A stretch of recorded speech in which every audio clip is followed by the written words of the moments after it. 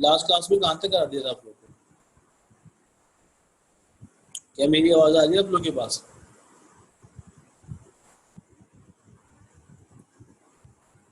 Screen तो share हो गई है आपके पास।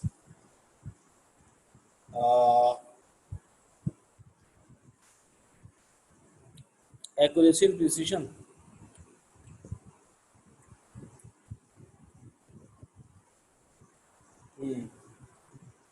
ये करवा देता है एक्यूरेसी एंड प्रिसिशन।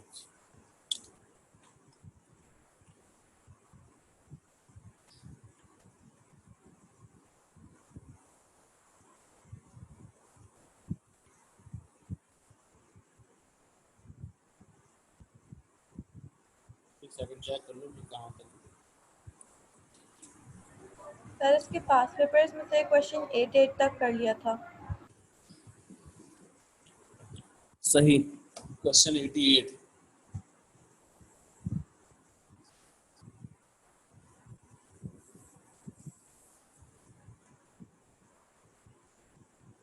तो आज की क्लास में स्टार्ट होगा, एक्यूरेसी करा दिया था अगर, तो फिर वेक्टर्स। इसके लिए वेक्टर तो मैंने तुम लोग को नहीं कराया ना अभी। वेक्टर्स मुझे याद नहीं पड़ा, मैंने आपको कराए हैं। एक सेकंड चेक कर लूँ मैं।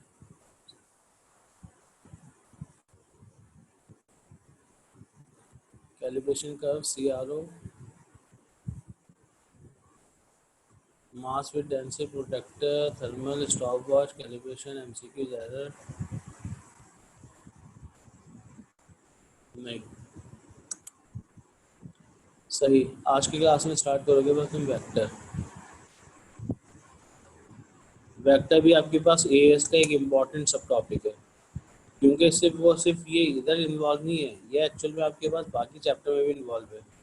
जैसे आपके पास वर्क एनर्जी पावर, उसमें भी वेक्टर्स आपको पता होने चाहिए, मूवमेंट्स वेक्टर का पता होना चाहिए, काइनेमैटिक्स वेक्टर का पता होना चाहिए। तो आपके पास इम्पॉर्टेंट टॉपिक है वेक्टर्स।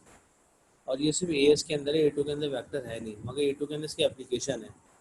सवाल ऐसे आएंगे जो वेक्टर के इस्तेमाल हो रहे होंगे, तो बच्चों को पता होना चाहिए वेक्टर्स आपके पास कहाँ इस्तेमाल होता था।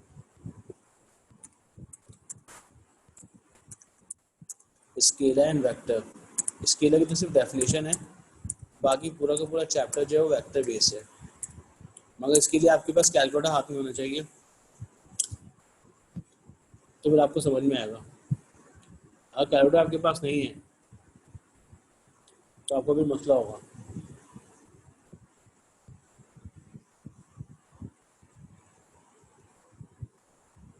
तो कैसे डिफाइन करते थे स्केलर एंड वेक्टर क्वांटिटीज को? आइडिया है कुछ? ओ लेवल से पढ़ते तो आए, मगर ओ लेवल से डेफिनेशन पढ़ी थी स्केलर एंड वेक्टर्स। क्या डेफिनेशन थी स्केलर की, कुछ याद है किसी को?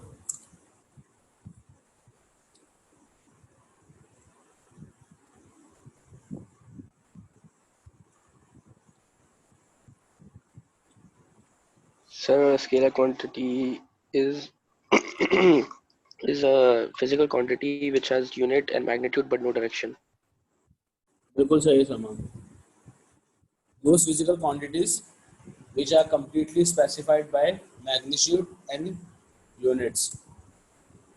अगर आप स्केलर क्वांटिटी की बात करना चाहते हो तो स्केलर क्वांटिटीज कौन सी क्वांटिटीज होती थी? अगर आप स्केलर की डेफिनेशन कोट करना चाहते हो तो स्केलर की डेफिनेशन बनती है दोज क्वांटिटीज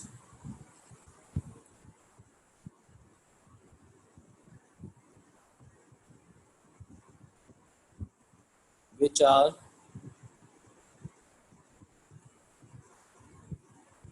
completely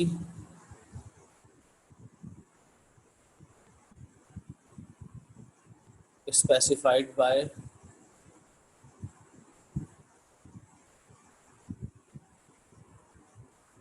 magnitude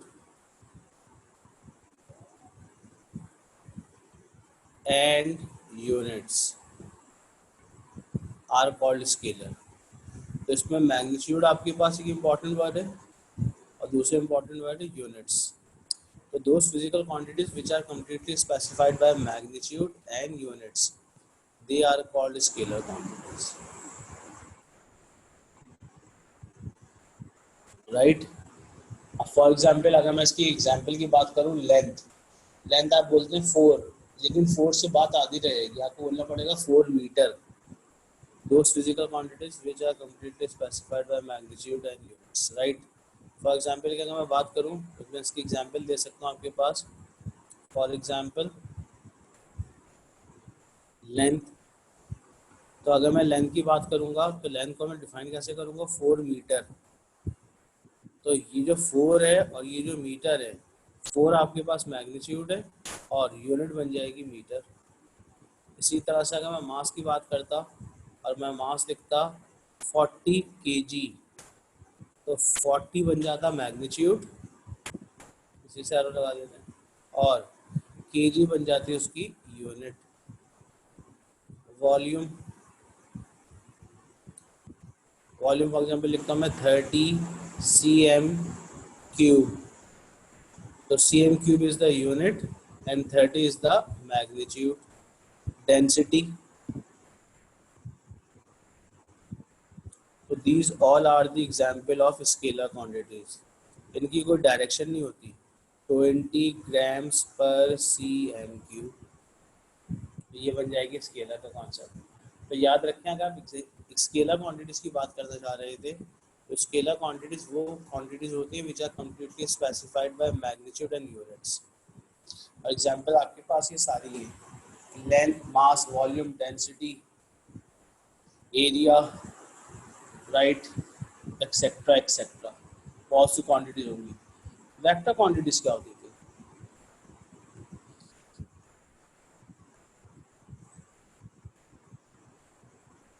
अगर आप वेक्टर की बात Which करना चाहते हैं, require direction along with magnitude and units. दोबारा से बोलो, आवाज़ हल्की आई थी मुझे। Quantities which require direction along with magnitude and unit. बिल्कुल सही है। तो अगर आप वेक्टर की बात करना चाहते थे, तो वेक्टर का जो कॉन्सेप्ट बनता था, वो वेक्टर का कॉन्सेप्ट ही बनता था कि वेक्टर एक्चुअल में वो क्वांटिटीज होती थी,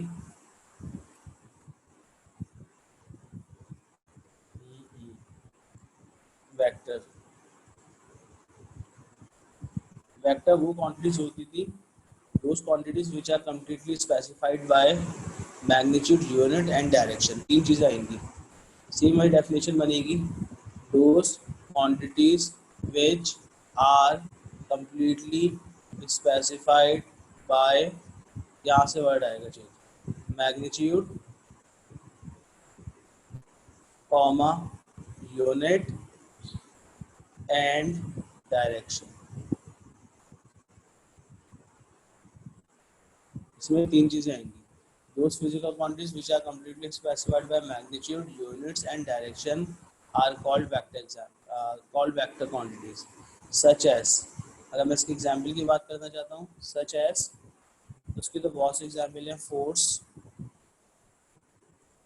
wait, weight is a type of force ही होता है, राइट।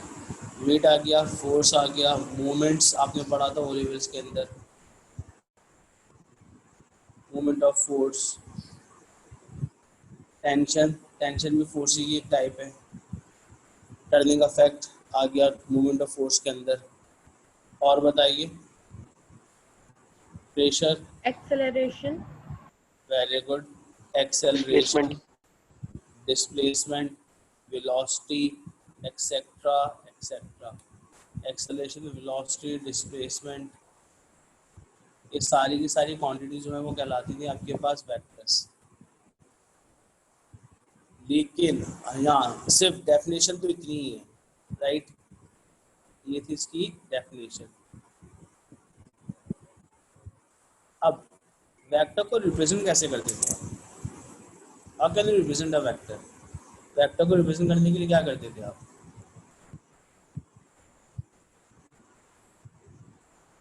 कुछ याद है? How can you represent vector? Vector को रिप्रेजेंट करने के लिए आप एरो साइन यूज करते थे। कौन सा साइन यूज करते थे? Arrow sign.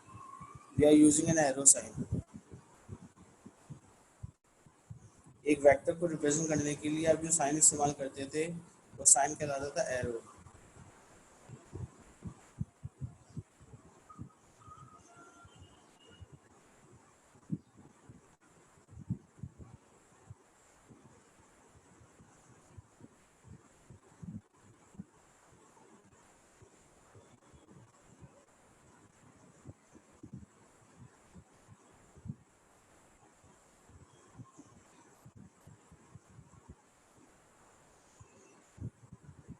Vector is represented by an arrow sign. तो टॉपिक का नाम बनेगा रिप्रेजेंटेशन ऑफ वेक्टर्स। यहाँ से एएस की स्टार्ट हो रही है, रिप्रेजेंटेशन ऑफ वेक्टर।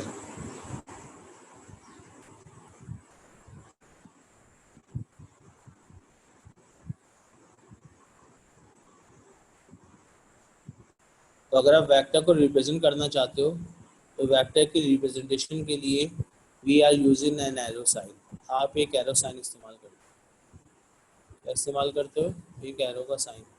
नहीं, सही नहीं बना उससे। ओके, एक मिनट।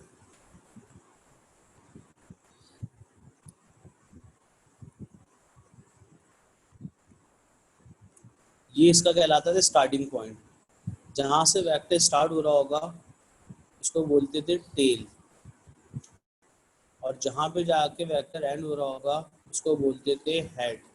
और इसकी जो लेंथ होगी वो इसका मैग्नीट्यूड बता रही है। क्या बता रही होगी?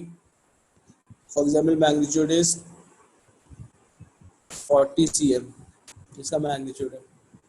और ये एरो जो है हेड, ये क्या बताएगा? इसकी डायरेक्शन बताएगा। क्या बताएगा? इसकी डायरेक्शन।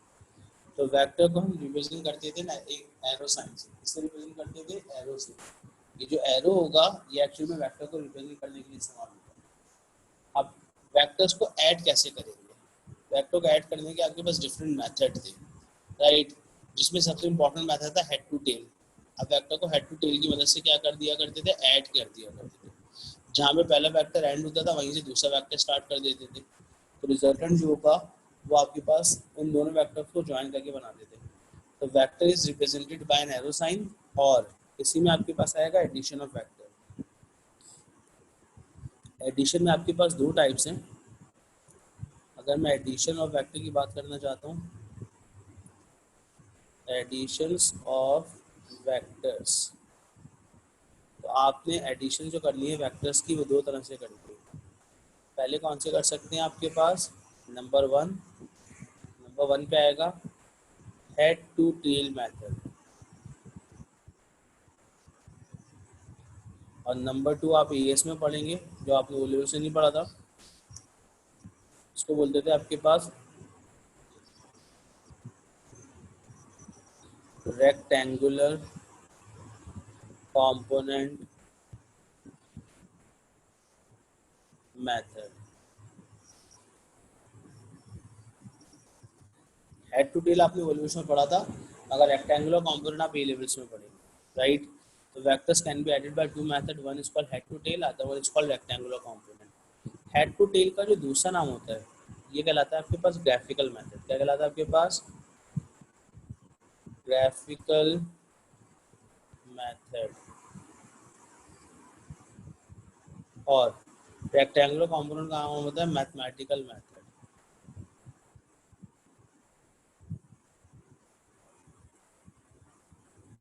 तो आपने हेड टू टेल तो वॉल्यूम से भी पढ़ा था, राइट? एस में फिर है, मगर रेक्टेंगुलर कंपोनेंट आपने एस में पढ़ना होगा। रेक्टेंगुलर कंपोनेंट मुझे नहीं याद पड़ता कि किसी ने वॉल्यूम में पढ़ा था। वॉल्यूम में नहीं पढ़ा होगा आपने।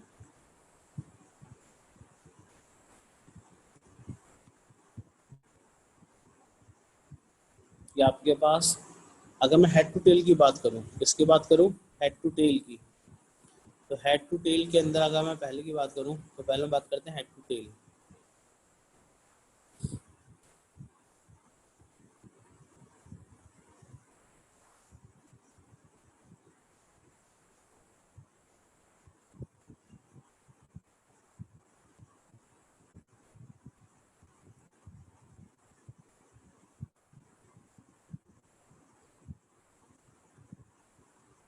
तो हेड टू टेल मेथड के अंदर आप क्या क्या करते थे? ये रिप्रेजेंटेशन ऑफ वेक्टर का कॉन्सेप्ट था, जहाँ पे पहला वेक्टर एंड होता था।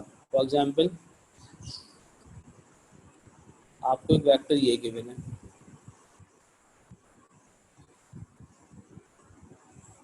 एक वेक्टर गिवन है, राइट? और दूसरा वेक्टर आपको ये गिवन है।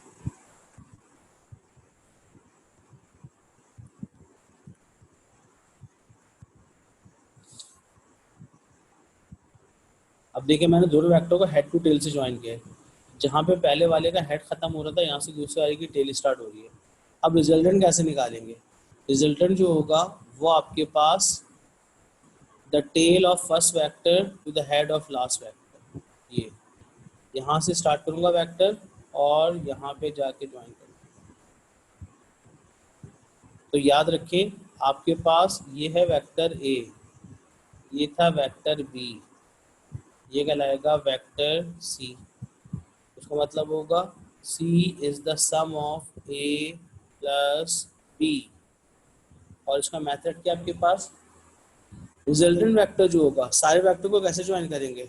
All vectors are joined in head to tail method, but resultant vector is obtained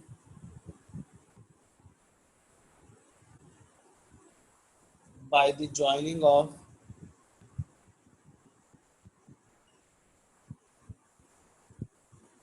but resultant vector is obtained by the joining of tail of first tail of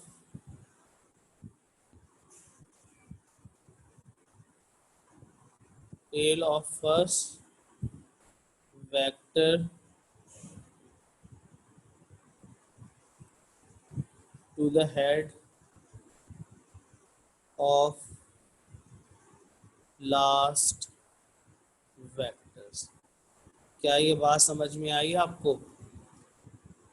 resultant vector कैसे मिलेगा आपको? Resultant vector के लिए आपको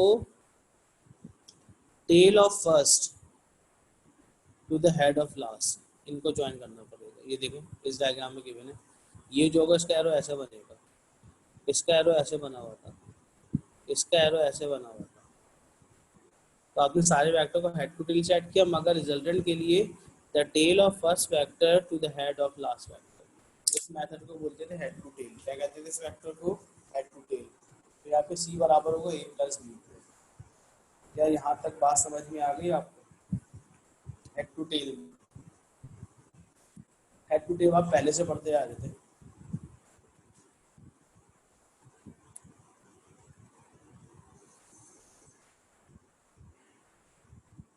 एक second, किसी ने कुछ क्वेश्चन पूछो।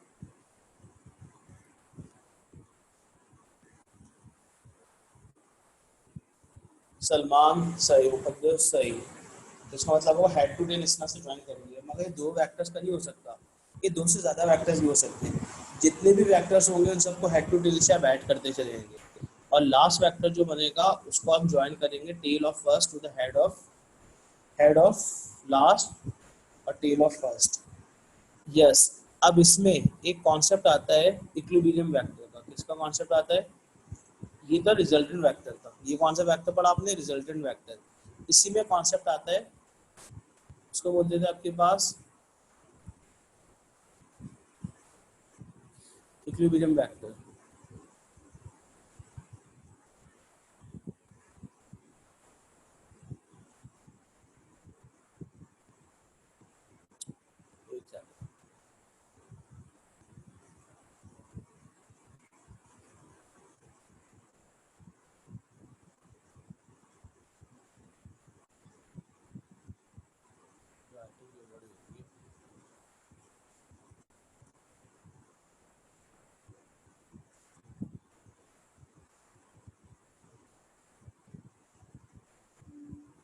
Equilibrium vector. अब इक्विलिब्रियम वेक्टर का कॉन्सेप्ट क्या है? अगर आप इक्विलिब्रियम वेक्टर की बात करना चाहते हो तो इक्विलिब्रियम वेक्टर का बेसिक कॉन्सेप्ट क्या बनता है आपके पास?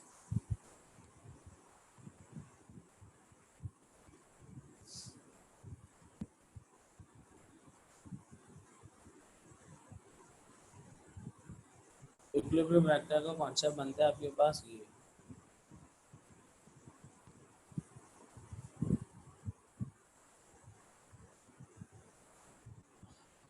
ऊपर ही डायग्राम के अंदर, या मैं डायग्राम चेंज कर देता हूँ, मैं वेक्टर्स ड्रॉ कर रहा हूँ। एक वेक्टर मैंने ये बनाया,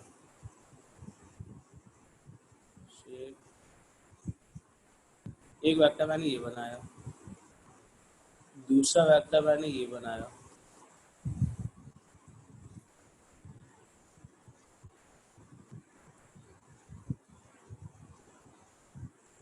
राइट।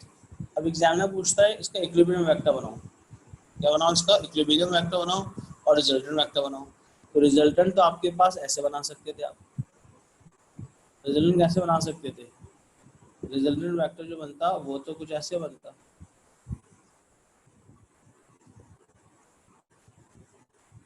ये हो जाता रिजल्टेंट वेक्टर। और अगर मैं इक्विलिब्रियम वेक्टर की बात करता तो इसको ऑपोजिट हो जाता। ये रिजल्टेंट बनाया था मैंने, राइट, मैं इसको रब कर देता हूँ। अब मैं पूछता हूँ इक्विलिब्रियम वेक्टर बनाओ, तो इक्विलिब्रियम वेक्टर बनाने के लिए आप क्या करते, वेक्टर यहाँ से स्टार्ट होता और यहाँ तक आ रहा होता। अब अगर गौर से देखो तो ए का एरो जो है इसका नाम था ए वेक्टर, इसका नाम था बी वेक्टर, इसका नाम था C vector. A B C तीन वेक्टर है। ए का एरो किधर है, ए का एरो था इस तरफ, हो सकता है आपको छोटा नजर आ रहा हो, बी का एरो था इस तरफ, और जो सी है उसका एरो कहाँ है, इस तरफ। इसका मतलब होगा A plus B plus C बराबर किसके, जीरो के।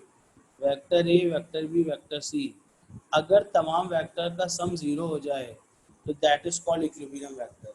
इसमें सी जो होगा वो एक्चुअल में इक्विलिब्रियम वेक्टर है, क्योंकि एक्चुअल में a plus B plus C is equal to zero.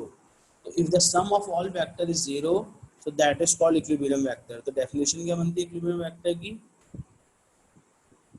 If the sum of all vectors is zero,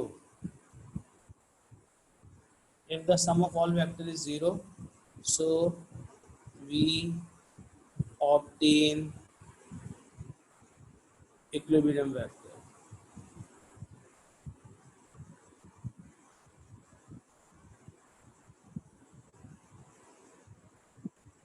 क्या ये बात समझ में आई, if the sum of all vector is zero so that is called equilibrium vector।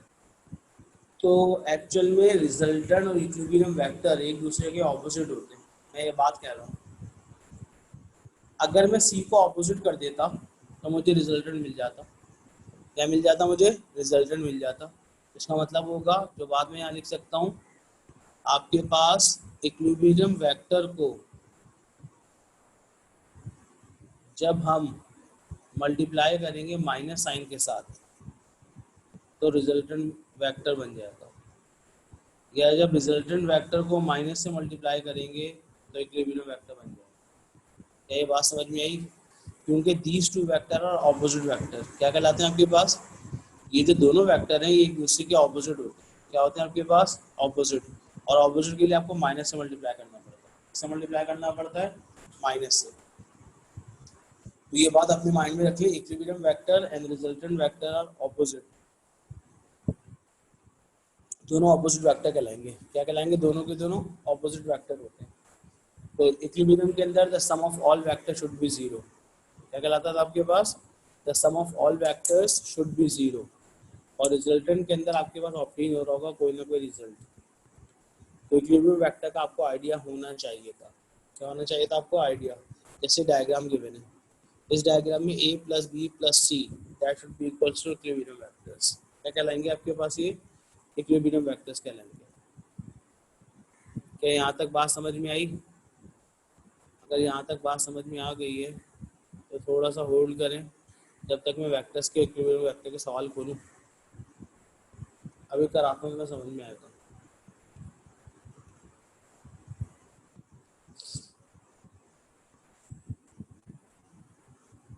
एक minute, एक minute.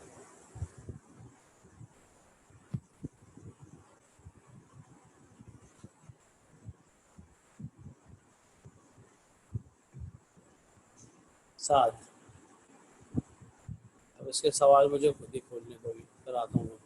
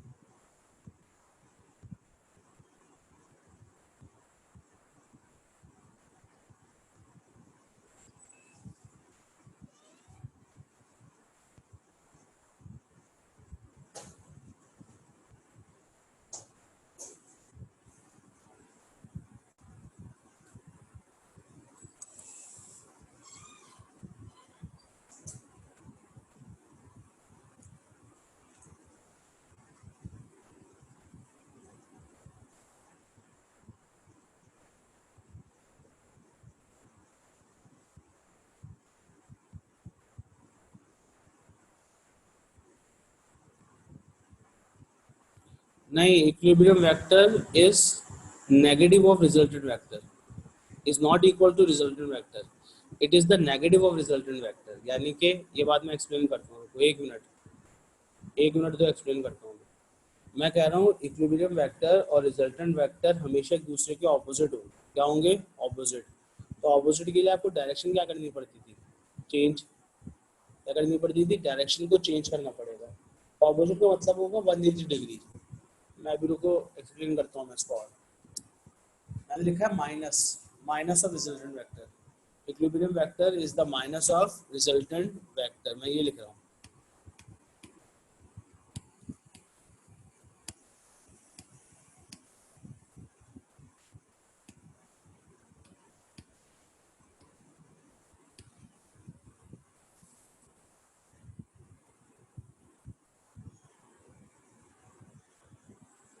मैं अपने page के ऊपर जाता हूँ जी। मैंने ये कहा था इक्विलिब्रियम वेक्टर जो होता है वो माइनस ऑफ रिजल्टेंट वेक्टर होता है।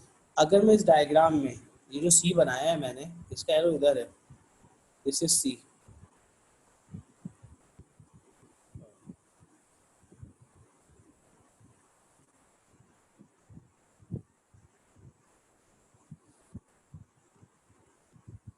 चलो मैं तुम्हें सवाल देता हूँ, अभी पता जाएगा।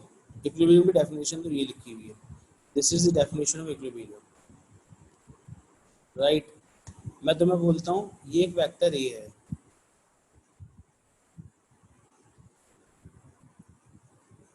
This is vector A and this is vector B,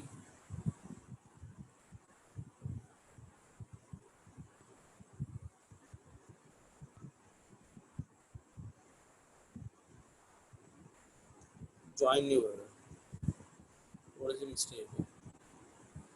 this is vector B,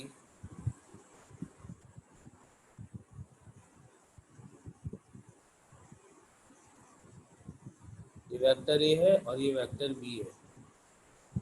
अब आप अपनी कॉपी में इसके रिजल्टेंट वेक्टर बना के बताओ और इसी का इक्विलिब्रियम वेक्टर, दो डायग्राम बना के बतानी है मुझे, एक रिजल्टेंट बना के बताना और एक equilibrium. This is my question, 5 minute दे रहा हूँ व्हाट्सएप ग्रुप पे। ये मैंने दो वेक्टर्स बना के दिए, ए एंड बी, राइट। बोलते उसका रिजल्टेंट वेक्टर बनाओ और अभी तुम्हारा कॉन्सेप्ट और क्लियर हो जाएगा। अगर तुम्हें डायरेक्शन याद हो तो ये होता था नॉर्थ, ये होता था ईस्ट, ये होता था वेस्ट, ये होता था साउथ। याद आ रहा है ये? North east west south. अब मैं बोलता हूँ जो रिजल्टेंट वेक्टर होगा उसकी डायरेक्शन बताओ और जो इक्विलिब्रियम वेक्टर होगा उसकी डायरेक्शन बताओ। तुम्हारा कॉन्सेप्ट क्लियर हो जाएगा खुद ही।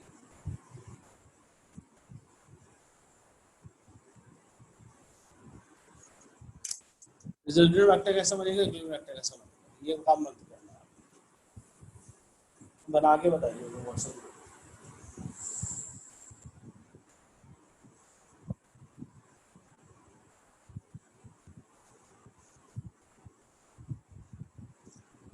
जो ए वेक्टर है वो ईस्ट की डायरेक्शन में और जो बी वेक्टर है वो नॉर्थ की डायरेक्शन में।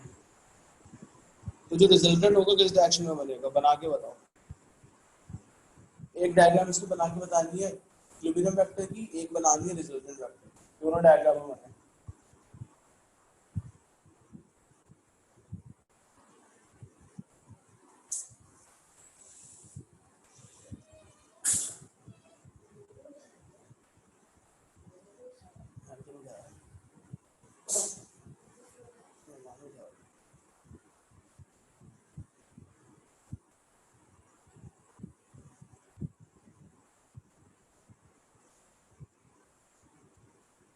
जी कैसे करेंगे, हरी अब इसका रिजल्टेंट किस डायरेक्शन में होगा, इसका इक्विलिब्रियम किस डायरेक्शन में होगा, ये मेरा आपसे सवाल है।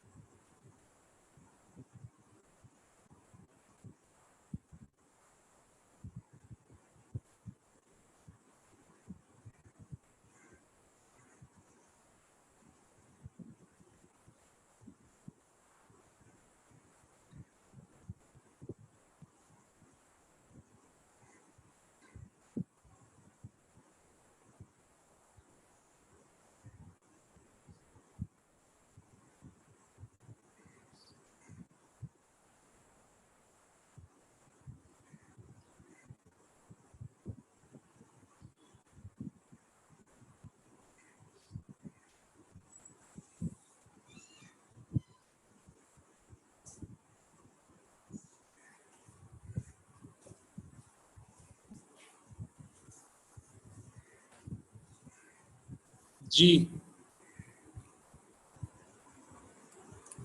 तो आपने रिजल्टेंट जो बना के भेजा है सही है, और वेरी गुड, बिल्कुल सही मुकद्दस।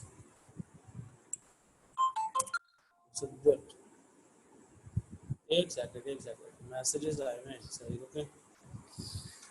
सर इक्विलिब्रियम वेक्टर होगा not to east, not to east, एक सेकंड, नहीं नहीं, नॉट टू वेस्ट बोल दो, नॉट टू वेस्ट होगा, नॉट टू वेस्ट, एक सेकंड, नॉट टू वेस्ट और resultant is west to east, west to north, south to east. क्या हो गया तुम लोग को यार, एक सेकंड रुको रुको रुके। ये दो वेक्टर्स है ना, एक वेक्टर ये रहा और दूसरे वेक्टर ये को बनाता हूँ मैं ताकि आपको कॉन्सेप्ट क्लियर हो जाए। ये एक सेकंड, ये देखो, यही दूसरी डायग्राम बना रहा हूँ ऐसे ही। एक आपके पास ये बना दिया मैंने, और दूसरी शेप आपके पास नहीं, ये शेप तो कलर यही होगा, और दूसरे के लिए आपको शेप ये बनानी होगी और उसका कलर ये कर दिया। अब ये देखिए दोनों शेप डायग्राम मैंने बना दी। अब मैं इसका रिजल्टेंट निकालना चाहता हूँ। पहले के लिए क्या निकालना चाहता हूँ, रिजल्टेंट। तो जब मैं रिजल्टेंट वेक्टर की बात करूँगा तो मुझे आपके पास एरो जो लगाना होगा ऐसे लगाना, शेप ये और ये बना दिया आपने, ठीक। अब इस पे डायरेक्शन जो बनेगी इस तरह से बनेगी, इसका मतलब नॉर्थ ईस्ट वेस्ट साउथ, तो रिजल्टेंट जो आ रहा होगा वो आ रहा होगा नॉर्थ ईस्ट। किस डायरेक्शन में आ रहा है आपके पास, नॉर्थ ईस्ट, ये देखिए नॉर्थ से ईस्ट की तरफ जा रहा है। इसका मतलब बनेगा जो रिजल्टेंट वेक्टर होगा उसकी डायरेक्शन होगी नॉर्थ टू ईस्ट, और जो इक्विलिब्रियम वेक्टर होगा उसका एरो बनेगा ऐसे,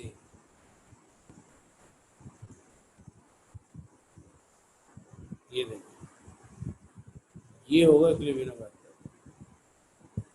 उसका मतलब बनेगा आपके पास, अगर इसका नाम सी होता, इसका नाम आपके पास भी सी होता, तो यहाँ लिखा होता ए और बी, तो मैं इसकी इक्वेशन क्या लिखता, इसकी इक्वेशन लिखता ए प्लस बी बराबर है सी के, और यहाँ क्या लिखता, ए प्लस बी प्लस सी बराबर है ज़ीरो के। इसका मतलब हो जाता ए प्लस बी बराबर हो जाता माइनस सी के। ये देखो माइनस सी और सी, वही तो बोल रहा था, मैग्नीट्यूड सेम होगा, डायरेक्शन ऑपोजिट होगा। उसका मतलब बनेगा ए, और इसके जो एरो बनेंगे, इसके एरो बनाएंगे यहाँ पर, हम कहाँ पे बनाएंगे, यहाँ पर, यू और यू करके। तो ये होता नॉर्थ ईस्ट वेस्ट साउथ। इसका जो आंसर आता है डायरेक्शन आती है वेस्ट साउथ, क्या आती, वेस्ट टू साउथ, और उसकी डायरेक्शन क्या आ रही है, नॉर्थ टू ईस्ट। क्या ये बात समझ में आई? तो बहुत इंपॉर्टेंट बात है, इसी में ये कॉन्सेप्ट है आपके पास कि आपके पास यहाँ पे सी आ रहा है और यहाँ पे माइनस का सी आ रहा है, तो सी जो है वो रिजल्टेंट वेक्टर है और माइनस सी जो है इक्विलिब्रियम वेक्टर है। तो डायरेक्शन हमेशा वहाँ बनाएंगे जैसे वेक्टर स्टार्ट हो रहा होता है।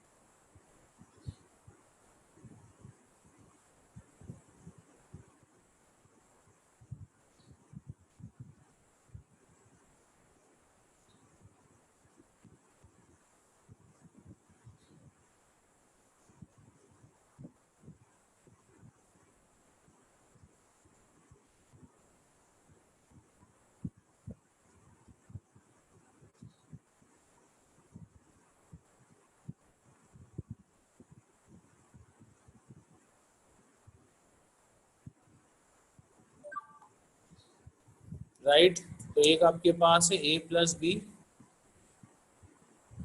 इज इक्वल टू सी के बराबर है। समझ में नहीं डायरेक्शन वाली बात, डायरेक्शन वाली बात ये नॉर्थ ईस्ट वेस्ट साउथ की बात कर रहे हो तुम, नॉर्थ ईस्ट वेस्ट साउथ की बात कर रहे हो, ये वेस्ट टू ईस्ट जो लिख रहा हूँ, नॉर्थ टू ईस्ट जो लिख रहा हूँ, इसकी बात कर रहे हो तुम। देखो रुको, अब मैं समझ गया, ठीक। तुम एक काम करो, ये जो रिजल्टेंट वेक्टर है, ये इधर रिजल्टेंट वेक्टर की डायरेक्शन कैसे बन रही है, देखो। रिजल्टेंट वेक्टर यूं बन रहा था, ये बन रहा था रिजल्टेंट वेक्टर। आपने इसकी टेल पे डायरेक्शन बनानी थी, ये टेल है, तो टेल पे आपको डायरेक्शन बनानी होगी। तो टेल पे डायरेक्शन बनने का मतलब क्या, आपके पास आपने यूं बनाना होगा, नहीं, थोड़ा सा गलत बनाया मुझसे, अभी देखो, अभी बनाता हूँ मैं सही। ये आपने वेक्टर बना लिया, ये रिजल्टेंट वेक्टर है। अब इसको डायरेक्शन दिखानी है आपको। जब डायरेक्शन दिखाओगे तो कैसे दिखाओगे डायरेक्शन, वो देख लो।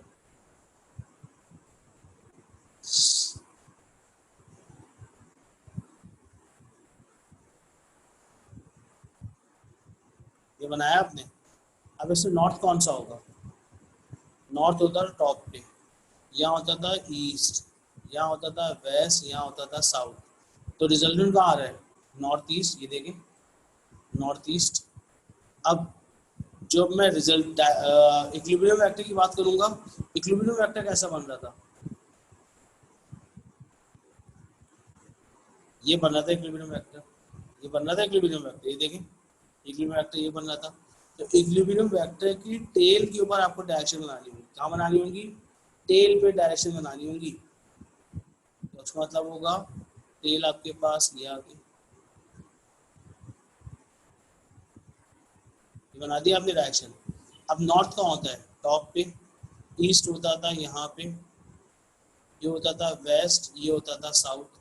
तो इसकी डायरेक्शन क्या होगी, साउथ ईस्ट, साउथ वेस्ट, क्या होगी डायरेक्शन, साउथ वेस्ट। इसकी डायरेक्शन क्या होगी, नॉर्थ ईस्ट। ये बात समझ में आई अब, जी क्लास, ये बात समझ में आई, north east and south west.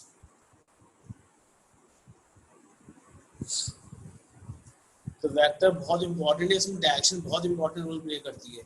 तो नॉर्थ टॉप पे होता था, ईस्ट आपके राइट हैंड साइड पे होता है, वेस्ट लेफ्ट के ऊपर होता है, और साउथ आपके पास डाउन में होता है। तो ये आपको डायरेक्शन का पता होना चाहिए, नॉर्थ कहाँ होती है, ईस्ट कहाँ होता है, वेस्ट कहाँ होता है, साउथ कहाँ होता है। उसके हिसाब से आपको वेक्टर्स ड्रॉ करने हैं। तो रिजल्टेंट वेक्टर जो होता था ऑपोजिट होता था इसके इक्विलिब्रियम वेक्टर के साथ। अब इसका मैं पास पेपर का सवाल शेयर करता हूँ। इसकी मोबाइल से अपनी स्नैपशॉट लेते रहे।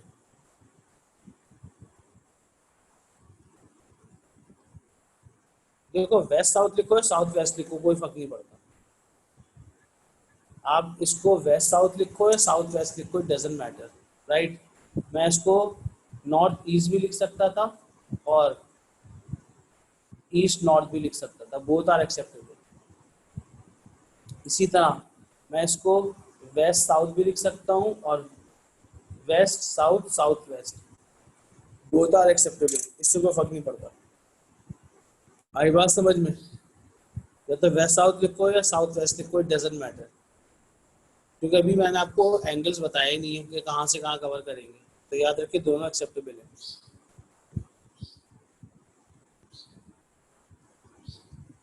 अब देखें इसका सवाल, ये स्क्रीन मुझे फिर शेयर करनी पड़ेगी, कहाँ चला गया, यस।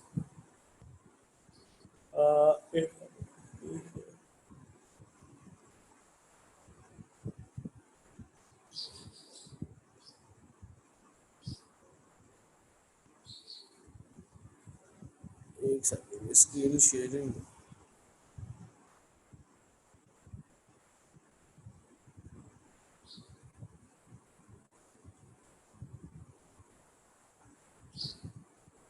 ये शेयर हो गया आपके पास। MCQs number 10, vector P and Q are drawn to scale.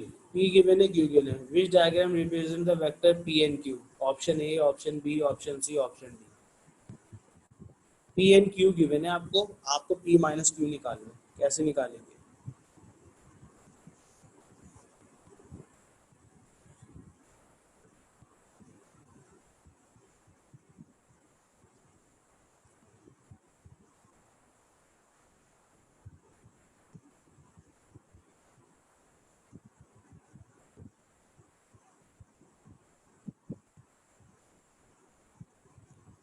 Shayan साहब ने कहा है डी।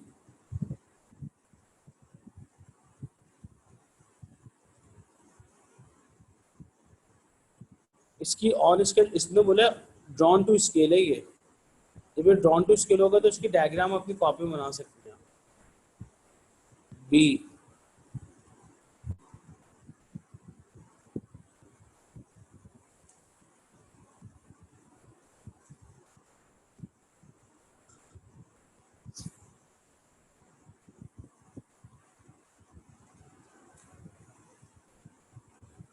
और सोचे जरा।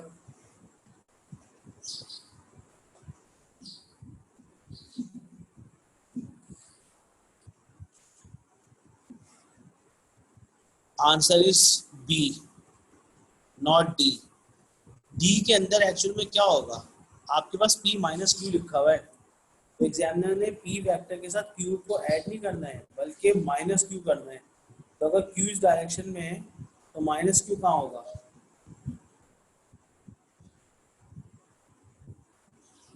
माइनस क्यू उसके ऑपोजिट डायरेक्शन में होगा। ये देखें, माइनस क्यू जो होगा उसके ऑपोजिट डायरेक्शन में होगा।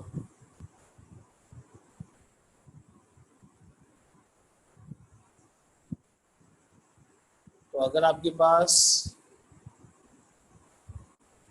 ये देखो,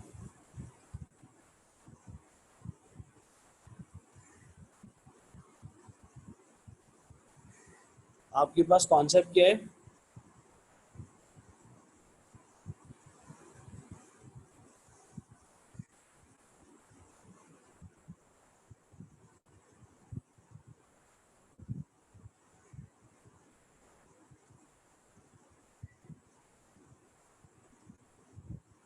जहाँ पे p खत्म किया आपने, ये आपके पास p आ रहा था, p ऐसे था।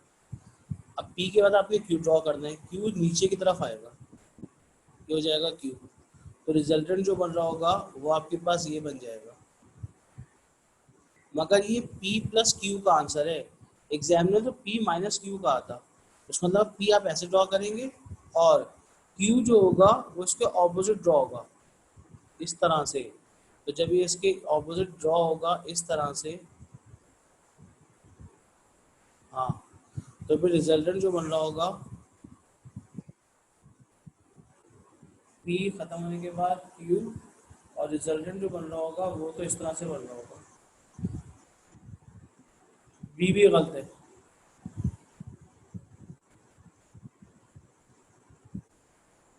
मुझे तो सी लग रहा है। एमसीक्यू नंबर 10, तो बनाने में मुझसे गलती हो रही है, एक सेकंड। सी, एमसीक्यू नंबर 10।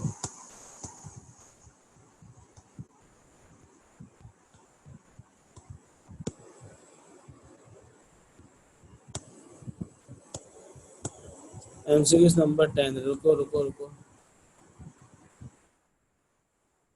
10 का सी, ये देखिए 10 का सी आंसर है, नजर आ रहा है 10 का, 10 का आंसर क्या नजर आ रहा है आपको, सी नजर आ रहा है 10 का आंसर। इसका मतलब 10 का आंसर सी है, ना बी है ना डी है। तो वेक्टर के सवाल जब तक आप बनाएंगे नहीं आपसे होंगे ही नहीं। ये देख रहे हैं आप, आपको कॉपी पे या ऑन स्क्रीन पे ड्रॉ करना पड़ेगा, जब तक आप ड्रॉ नहीं करते आपसे होता ही नहीं। ये सवाल था, ये देखिए, जब मैंने ड्रॉ किया तो मुझे आंसर पता चला। आई बात समझ में, इसका आंसर है सी, न बी है न ये सवाल, ये लिखा ही नहीं। 10 था, 10 10 10 10 10 सवाल अलग क्यों लग रहा है, 10 10 ये था। 10 का सी आंसर था, ना ए है ना बी था ना डी था। तो वेक्टर के सवाल इस तरह से आपको करने पड़ेंगे। अगली क्लास में मैं वेक्टर के क्वेश्चन कराऊंगा सारे, राइट, ताकि आपका कॉन्सेप्ट बिल्ड हो। ठीक, रखते हैं क्लास यहीं तक, क्योंकि बाकी मेरी दूसरी क्लास है। ओके जी, कोई बात समझ नहीं तो पूछ लो, और you can leave the class, otherwise I will and, right. Okay, खुदा हाफिज़।